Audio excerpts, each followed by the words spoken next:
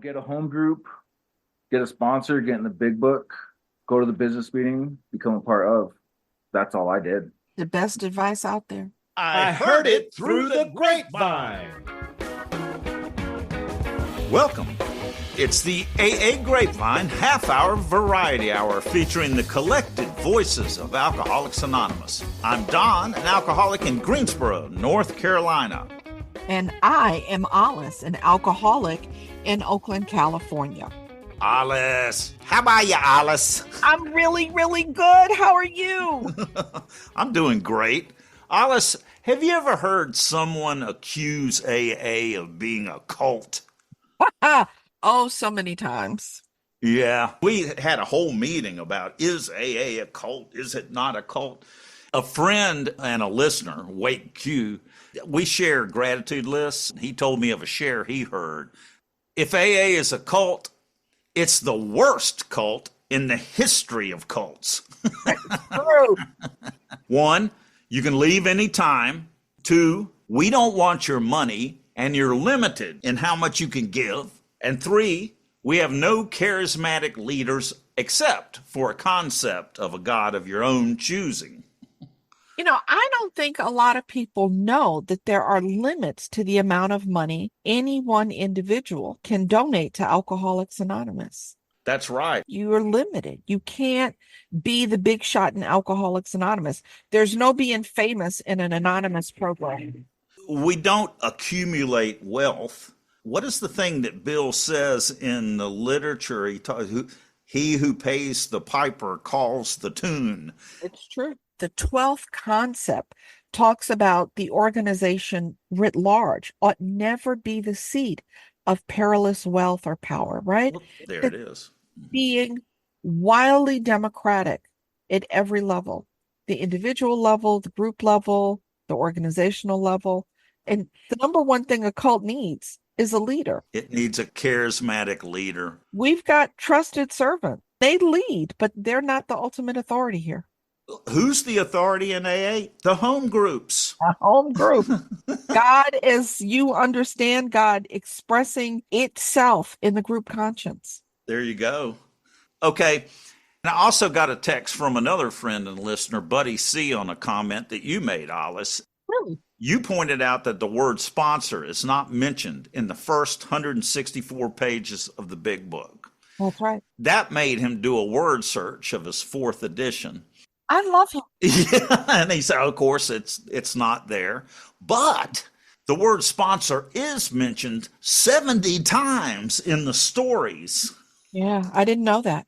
It makes sense to me that sponsor would be all through the stories because the stories end up being about later, and the first 164 pages, that was early AA when you think about it. Absolutely written in 38, 39. But even the way that we collect stories and keep the book current is wildly democratic. You know, my friend also found that the word must is not mentioned in the steps, but it's mentioned 127 times in the big book. So sometimes you'll hear the word must is never mentioned in the steps. Yeah, I mean, it is such a misnomer to say it's a program of suggestions. I mean, that's not untrue. Yeah. I mean, I suggest you do what I did if you want what I've got, right? You don't have to do that. But the book of Alcoholics Anonymous has a whole series of musts in it. Yeah, because we do things to stay sober. If you want to stay sober, you need to do them too. Yeah. But you don't have to do them. You know, you can keep drinking if you'd like. Which is what my sponsor told me one time when I was complaining. Well, Don, you know, you don't have to do this. You can go drink. And I was going, no, I just want to complain. Yeah. You know, I like the word must in the book Alcoholics Anonymous, but my favorite word, you might know my favorite word in the book, Don? What? If. Because it offers us, the readers, the option. Do it or don't do it. It's up to you. Like, you know, people talk about the 9-step promises. Those promises start with if and they end with if. If we are painstaking, if we do the work, have these amazing things. An if-then statement. Yeah. So must and if. We need to do a must and if. And let me just say, must and if. Buddy, I love you for going through and searching the book. Yeah, it's pretty cool. How many times do you think owl is mentioned in the book? You're just saying that because you and Sam started this whole deal with boiled owl. It's true. It's from the boiled owl. I prayed to God on hangover mornings and sworn that I'd never touch another drop. But by 9 o'clock, I'd be boiled as an owl. Whatever that means. Whatever you think it means, nobody wants to be a boiled owl. No, nobody does. So now it's time for a history snippet recorded by Mily T. Hi, this is Mily T from San Francisco. Let's journey back in time to see what it was like in 1946 to travel to AA meetings across the United States. Today, Don and I will share excerpts from a fascinating story from the January 1946 Grapevine titled East Coast or West Coast, AA's Always at Home by Grace O., New York City. And she was one of the founders of the Grapevine. It begins. No matter where you go, AAs and AA meetings are the same, which is highly comforting and highly remarkable for an organization that has no rules or regulations. The first name greeting and instant acceptance without reservation, the enthusiasm and burning excitement, the intense, devoted friendships and loyalties, the understanding, sympathy, and tireless efforts to help. Yes, the growing pains, the snags, the feuds and fusses, the splits and discouragements, and the ups and downs are the same. When you leave New York, you get from the foundation a list of the secretaries with addresses or phones. You may write ahead to each town that you're coming and will stay so many days, or wait and call when you reach your hotel. In a very short while, your phone rings and a key man is on the phone.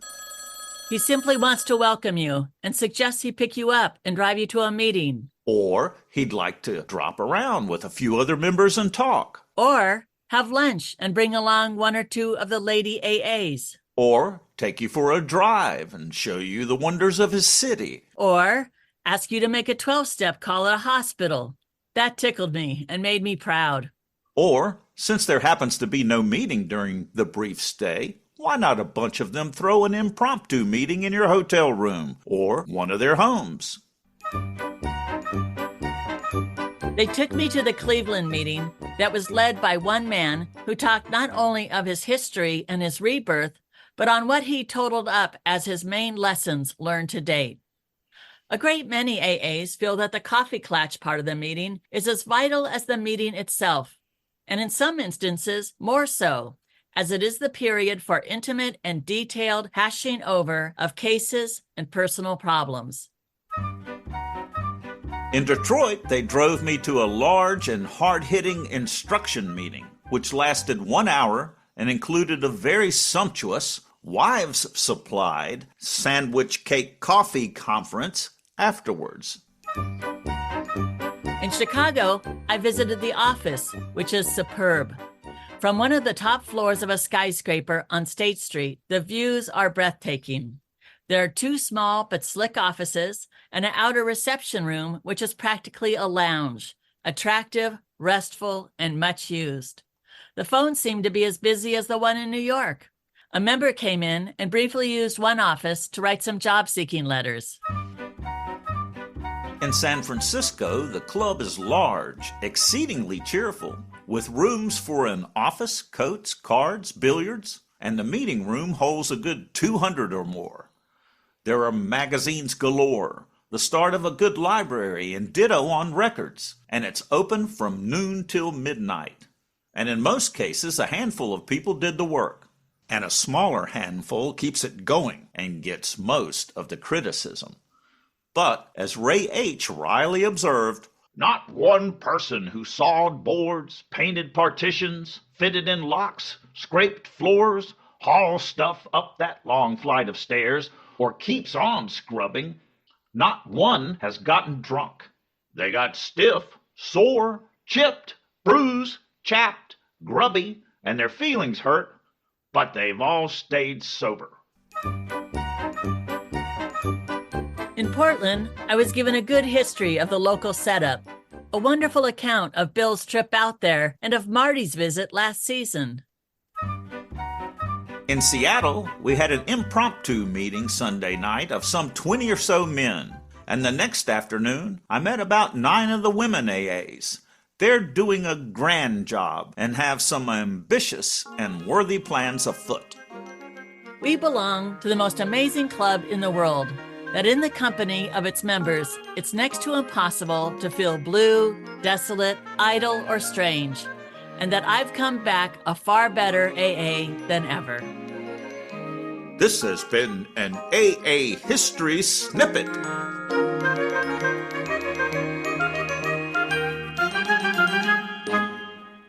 Wow, I want to go on that trip with Grace O.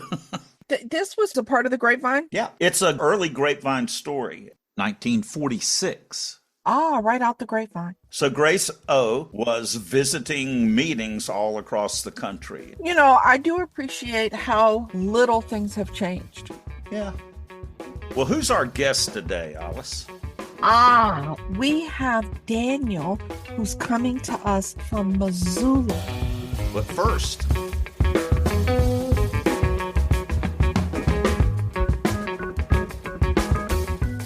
you can give a gift subscription of Grapevine or Lavinia.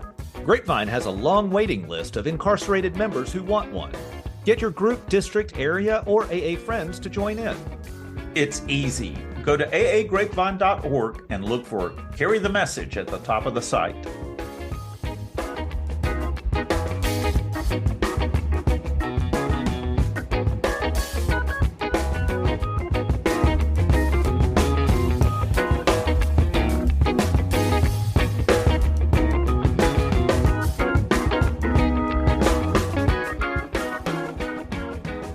Yeah, hi, I'm Daniel. I'm an alcoholic.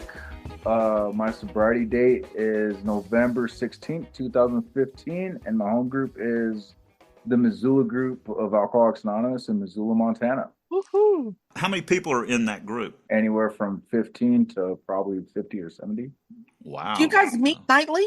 Yep. Yeah, every night of the year, and it's like Christmas, 4th of July.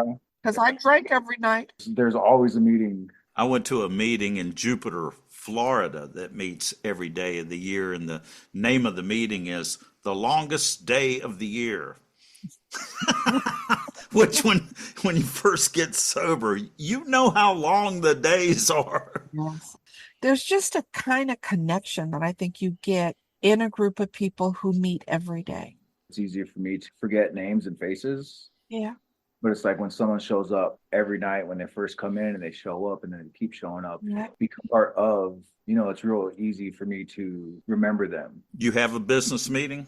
Oh, yeah. Second Sunday of the month at 6:30. It's preceded by a potluck at 6. So Oh man, that's really smart. That's how you That get a is. business meeting. newcomers love free food. That's right.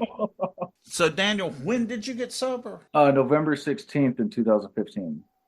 And what was going on with you inside that brought you to AA? So a week before I sobered up, I was in my PO's office with another dirty UA, thinking that I'm going to go back to jail and prison and treatment and like that. Well, whole revolving door. PO and UA, what do they mean? I was in my probation officer's Okay. office, and I had to take a urine analysis test. Yeah. That was dirty. And she told me to stop drinking and stop doing drugs. And I told myself that that's simple. That's easy. Yeah. I could do that. And that delusion lasted 4 days. And I was off and running again. And I came to that Monday, just like my life's over. Hmm. I'm going to drink myself to death like my dad did in 2011. And that's my reality. Mm. She gave me a whole list of other things to do. But one of the things that she told me to do was go to 90 meetings in 90 days. Yeah. And I just wanted it to stop, but I couldn't. I can't stop drinking once I start. So what happened to me? It's like once I start drinking, I can't stop, and once I stop, I can't stay stopped. Yeah. So, being indigenous, we don't sober up. There's the lie. As true as that lie is, we don't sober up. What do you mean? When I go back home to the reservation or see my mom, all my cousins are doing the same thing. The ones that's still alive. Yeah. I guarantee you right now they're sitting on their couch smoking weed and drinking. So in Missoula, in your recovery community, are there very few Native people? Are you saying that you're a rare exception? So there is 10 to 15 indigenous people in Missoula AA. And what's the Native population in Missoula? So we're right off the Salish Kootenai Reservation, and I don't know the exact numbers, but to put things in perspective, last I heard, there's 1.6 million in United States and Canada in Alcoholics Anonymous. And out of that 1.6 million, 39,000 are indigenous. Wow. We don't sober up. So, Daniel, this is always a question, is how to reach out to populations where, for some reason, they don't feel welcome, perhaps. How should we think about this? How do you deal with it? So the only way, it's kind of like one alcoholic working with another alcoholic, right? Mm. It's like disarming the barrier. And the way that I got disarmed is that my buddy Todd, he called me up one day when I was like 20 days sober. And he called me just to see what I was doing. And I was waiting for the favor. I was waiting for the question, right? Because there's no way that this person's just calling me just to see how I'm doing. Yeah. And then he's like, all right, I got to go. I'm back to the job site. And he hangs up the phone. I was like, what the hell kind of conversation was that? So that disarmed me in the sense where it's like, I'm okay here. You mean like no judgment? No judgment. I'm safe. Because a lot of people, they don't come from safe places. Absolutely. It's with everybody. It's with everybody that when they come in and they sober up, it's just like, we have these barriers of like what it is to be a man. We don't ask for help. We have to figure it out, right? And all these lies that we tell ourselves that we grew up with. But being indigenous and on the reservation, those are so ingrained in our beliefs that those kill us. I appreciate Don, calling the question. Alcoholics Anonymous has a commitment to accessibility. Yeah. Making the program of Alcoholics Anonymous accessible to everybody. If you look at the demographics when Alcoholics Anonymous does its survey, it continues to be overwhelmingly older white men, right? And we're doing a little bit better. But what's the secret sauce? What is the thing that we do to bring more people of color in? Not to be on some crusade about people of color, but it's not like, in the book of Alcoholics Anonymous talks about this. It is the most democratic thing ever. Everybody suffers equally. To reach out to the still suffering alcoholic, no matter who it is. Yeah. That's it. And so you're saying like, hey, my friend Todd called and I felt safe, but are there other examples of things that you've seen be effective in your area that have helped the indigenous population feel welcomed? There are meetings that happen on the reservation, and just it's nice being so close to that population because there's plenty of things going on. Like you got roundups and different conventions and different AA events that's happening. And it's just like, we do reach out. But when you were saying that, a thought popped in my head where this past March, I was at the West Central Regional Service Conference in Minot. We were talking about barriers in AA, and everyone went to the mic and talked about their barriers in their head. And just like, I had to overcome like this barrier and like let my guard down and do all this stuff. And I got stuck on that thought. And I talked to my buddy, and he always says that he has the privilege of being the complexion he is because he looks white, he looks Caucasian. And I just love the way that he says that. He's been around for years, past delegate, like all over the service structure. And I asked him, and just like, how do I approach this situation without making it about this? Because sometimes the barriers aren't just in our heads. Sometimes they're real. And I was looking at that room, and there's a few hundred people, and there was probably like 15 total people of color. The greatest thing ever at that conference is afterwards we went to this meeting at somewhere in Minot, and over half the meeting was people of color. It felt so reassuring and refreshing as to where I came from. I actually got the privilege and the honor to sit on the Native American and Alcoholics Anonymous pamphlet. You were on the committee, the literature I'm on committee? the committee. We're doing work for the alcoholic who hasn't even made it in the room yet. Yeah. If a pamphlet is sitting in the thing and someone sees it, it's like maybe that's just enough for them to sit down. I really appreciate you, Daniel, for framing it the way that you did. Sometimes the barriers aren't just in our head, right? I was living in North Carolina for a little while, and I went to a conference, an annual gathering of Alcoholics Anonymous. It's a couple hundred people there. It's like me and one other Black person in North Carolina. Yeah. And I do think that we, without intending to, are more divided than we can be. And I think there's really this beautiful opportunity in Alcoholics Anonymous that you don't find in a lot of other places in the world to be more intentional about reaching out, more intentional about including people, which is why maybe we have 2 stories about Indigenous people in the book of Alcoholics Anonymous in the 4th edition, right? This effort to make sure that we're creating space for people to come in, that the door is wide open. Me being Indigenous is just like, yeah, that holds a special place in my heart from like all the pamphlets that just got released, like the transgender pamphlet and the Asian and Asian American pamphlet. It's like this thought crossed my head where that pamphlet's not for me. I'm sober. I found the rooms. I found the solution. Yeah. Oh, I found the key, right? It's not for me. If it helps someone else find that key, yes, it's worth consideration. And same thing with the Lavinia. Yes. The Lavinia gets passed around in the Spanish-speaking community 10 times more than the regular Grapevine does in our community. Yeah. If it reaches that much alcoholics, is it worth keeping around? Yes. Yes, absolutely, yes. I think the magic of Alcoholics Anonymous is the sense of belonging. Me having a sense of belonging is beautiful, but me creating a sense of belonging for someone else is more beautiful. Yeah. So how do you do that? Make somebody feel welcome is the question. When they come to the meeting, there's, for one thing, don't sit and talk to my friends. I need to get up and talk to the new person that came in and just say, how's your week? What's going? Because I have no idea who they are, whether they're newly sober, longtime sober, visiting from out of town. That's right. But starting a conversation and then they feel welcome coming into a meeting of strangers. One of the gauges of the health and wellness of a meeting is whether or not the people in the meeting flock to a stranger. When a new face comes in, Yeah. if like people compete to be the person to welcome that person. I was actually thinking about that. What more could I be doing? I started reading Dr. Bob and the Good Old Timers with the sponsor. And that book's amazing. It's good. They hounded these guys if they didn't show up. Yeah. It goes back and forth for me.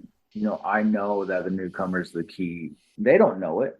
And lo and behold, they have the answers that they don't even know they have. Yeah. It's that back and forth I always have. That's why I need to keep coming back, because as smart as I like to think that I am, I'm not.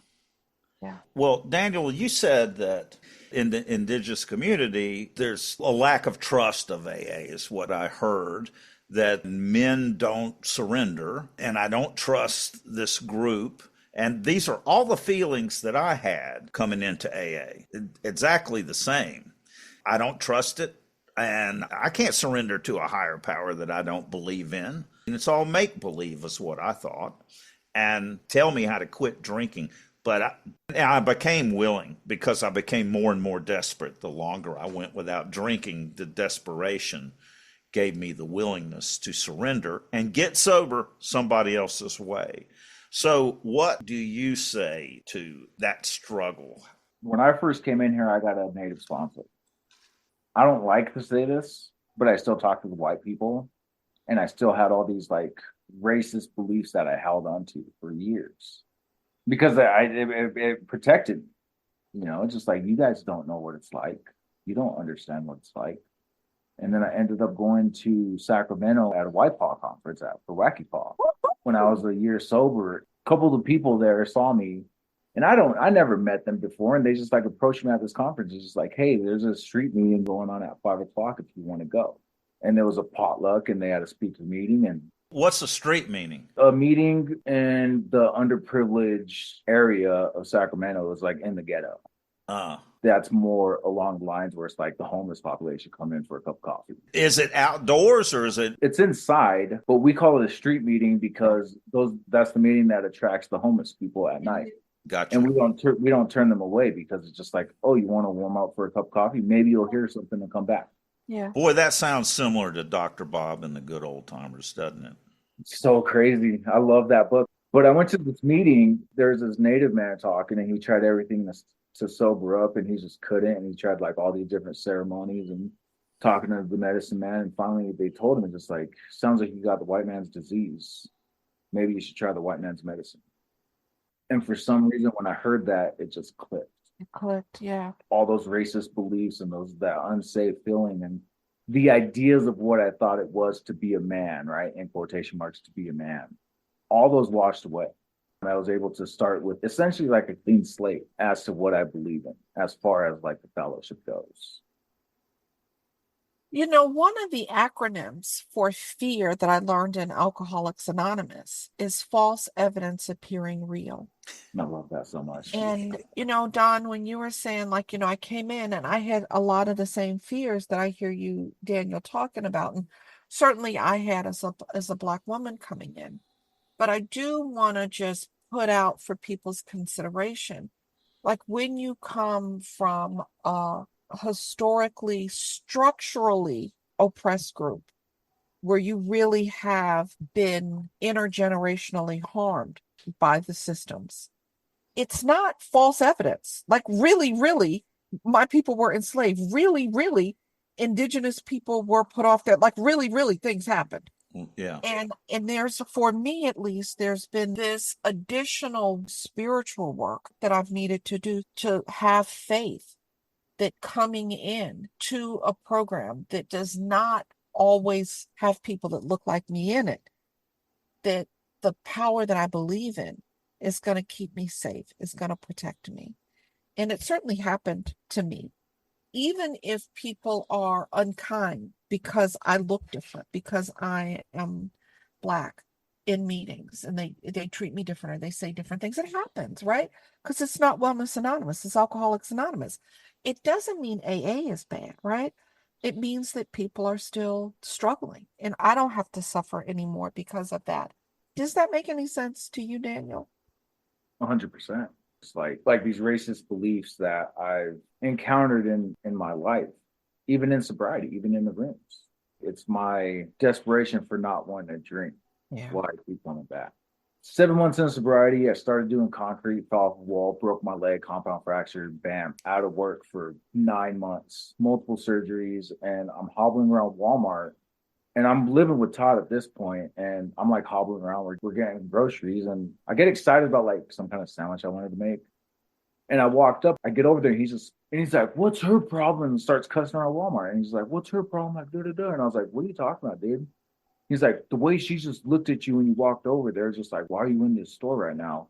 And I didn't even realize it because that situation happened to me thousands of times before. Yeah. But he never experienced that, so it really stood out to him. Yeah. Yeah. Right.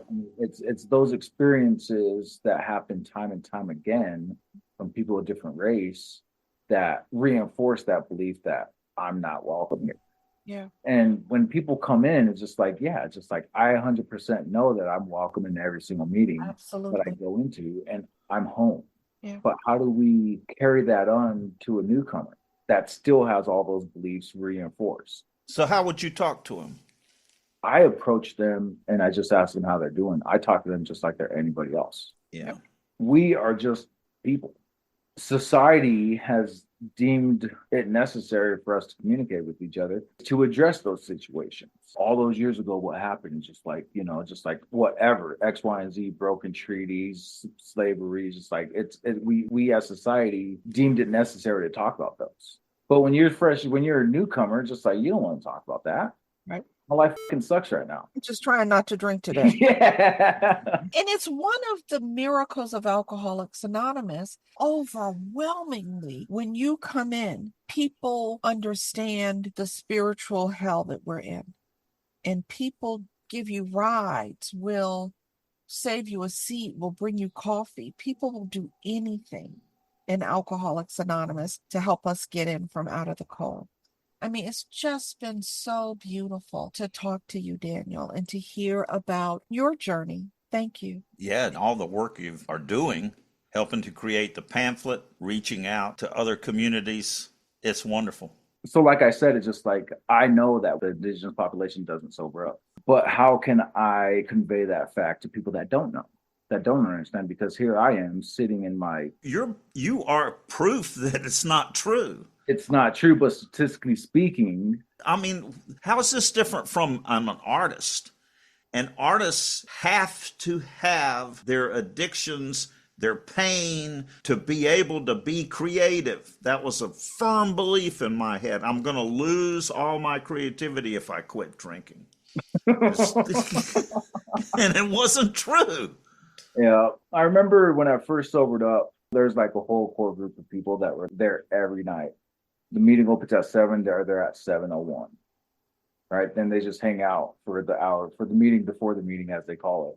One of the things that they always told me is just like, it's a big deal you're sober. It's a big deal. And they kept saying that. And it's just, as much as I kind of was able to understand and grasp that idea, I didn't realize it until another Indigenous man walked in the room and they started sticking around and they became a part of, and the lights came on for them. You made it safe for them. And then it clicked in my head that it's a big deal that you're here sober. Yeah. It's very easy for me to push aside my victories, that if you'll call them that, right? Because it's just me. I'm just Daniel. Right. I'm just a guy. Right. There's nothing special about me. Except you're a miracle. Someone else walks in the room and it's just like, hey, it's a big deal you're here, man. I get the opportunity to give a sponsee a 30-day coin tonight, and it's just like, he just brushed off his 30 days. It's just like, it's not a big deal. It's like 30 days ago, you were drunk, man. There was no way you could possibly fathom putting together any real time of sobriety. Now you're sitting here with 30 days sober. That's a big deal. How does that happen? Well, thank you for being a big deal with us tonight. We're all big deals. Fantastic. This has been great.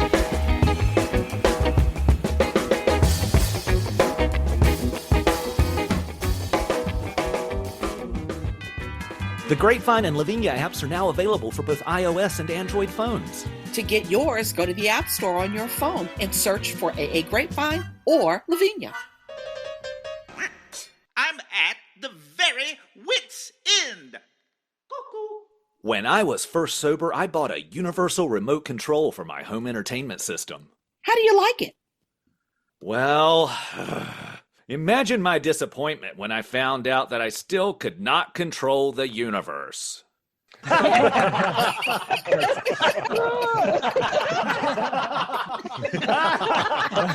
It's really not that funny. Please listen closely, as our options have changed. Thanks for joining us. The AA Grapevine Half-Hour Variety Hour is posted every Monday and is produced by AA Grapevine, Inc. We don't speak for AA as a whole. We share the experience, strength, and hope of members to help others recover from alcoholism. All things Grapevine are available at aagrapevine.org, including our app and how to get in touch with us. Find us on Instagram and YouTube. If you want to know more about AA, visit aa.org or search online for Alcoholics Anonymous and your city. That was freaking adequate. Put that in.